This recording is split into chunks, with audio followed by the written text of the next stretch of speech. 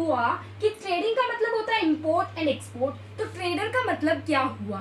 That means कि जो import और एक्सपोर्ट में हमारी हेल्प करे, that is known as called trader. अब ये कैसे हेल्प करेंगे?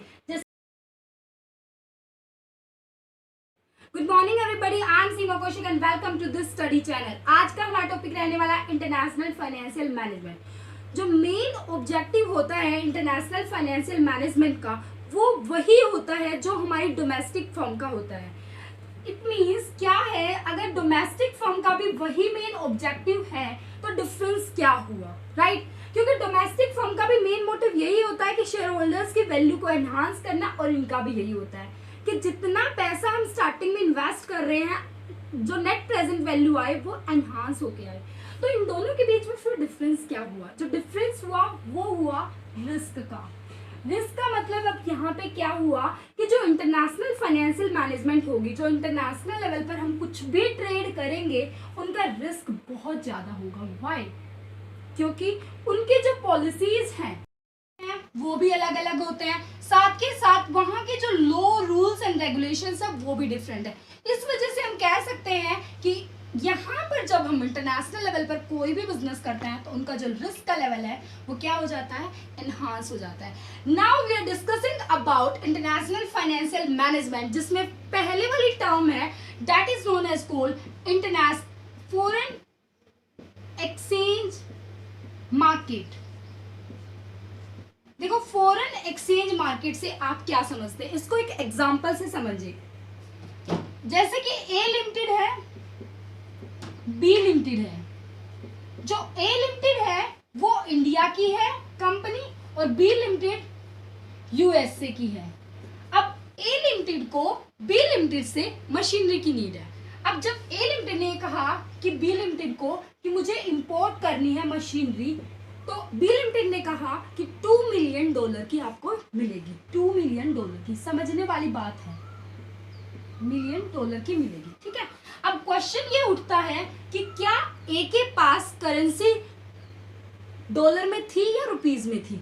अब इसके पास डॉलर में थी नहीं, क्योंकि इसके ए लिमिटेड के पास तो रुपीज थे, क्योंकि ये इंडिया की है। तो यहाँ पर एक क्वेश्चन उठता है कि ए लिमिटेड अब क्या करे?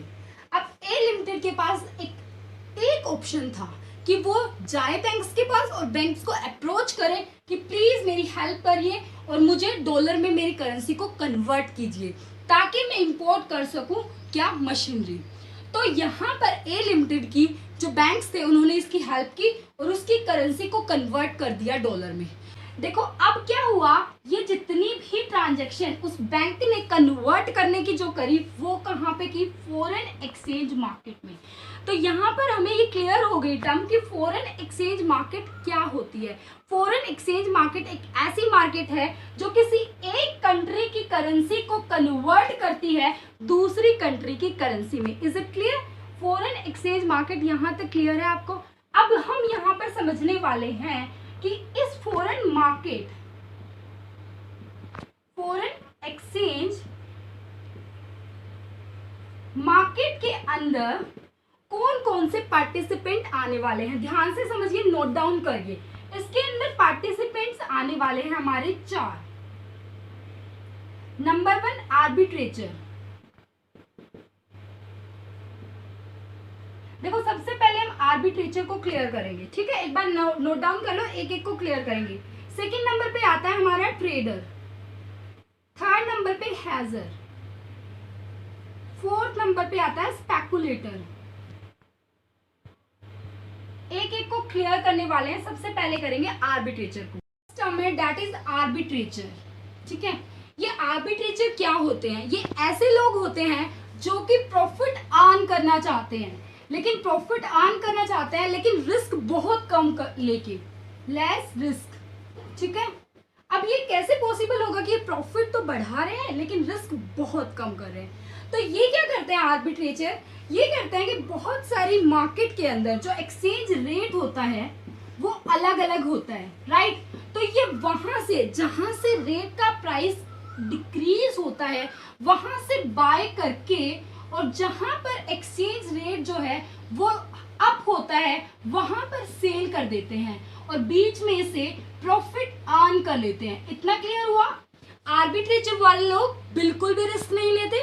वो क्या करते हैं, एक्सचेंज रेट से पैसा कमाते हैं कि जिस मार्केट में एक्सचेंज रेट नीचे होता है उसको वो क्या कर लेते हैं, बाय कर लेते हैं, और जहां पर रेट अप होता है वहां उसको सेल कर देते हैं और बीच में प्रॉफिट अर्न कर लेते हैं। इन नंबर पर होता है हमारा ट्रेडर्स, राइट। देखो अब पहले तो मैं ये बताना चाहती हूँ कि ये जितनी भी टर्म्स है बहुत इंपॉर्टेंट है, तो इनको अच्छे से नोट डाउन करना। ये एनटीए यूजीसी के लिए बहुत ज्यादा इंपॉर्टेंट है। सेकंड नंबर पर आता है आर्बिट्रेटर, आपको क्लियर हो चुका है। अब हम करेंगे ट्रेडर्स को क्लियर।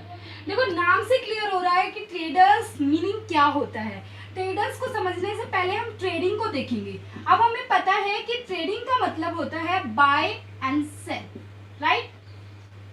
अब अगर हम बात करें इंटरनेशनल लेवल की, तो बाय को बोलते हैं इंपोर्ट और सेल को बोलते हैं एक्सपोर्ट। इसका मीनिंग क्या हुआ कि ट्रेडिंग का मतलब होता है इंपोर्ट एंड एक्सपोर्ट, तो ट्रेडर का मतलब क्या हुआ, दैट मीन्स कि जो इंपोर्ट और एक्सपोर्ट में हमारी हेल्प करे, that is known as called trader. अब ये कैसे हेल्प करेंगे, जैसे हमने स्टार्टिंग में एक एग्जांपल लिया था, जैसे मिस्टर ए था, उसे क्या करना था, इंपोर्ट करना था किसी बाहर वाली यूएस वगैरह से, ठीक है। तो अब उसको नीड थी किसकी, फॉरेन एक्सचेंज की, दैट मीन्स डॉलर की नीड थी। तो यहाँ पर ट्रेडर उसकी हेल्प करेगा कि जो उसकी लोकल करेंसी रुपीस थी उसको कन्वर्ट करा के वो डॉलर मिस्टर ए को दे देगा, राइट। और अगर मिस्टर ए एक्सपोर्ट कर रहा है, दैट मीन्स मिस्टर ए को डॉलर रिसीव हो रहा है, तो एट दैट टाइम भी ट्रेडर क्या करेगा, मिस्टर ए से डॉलर लेगा और रुपीस मिस्टर ए को कन्वर्ट करके दे देगा, दैट मीन्स ट्रेडर।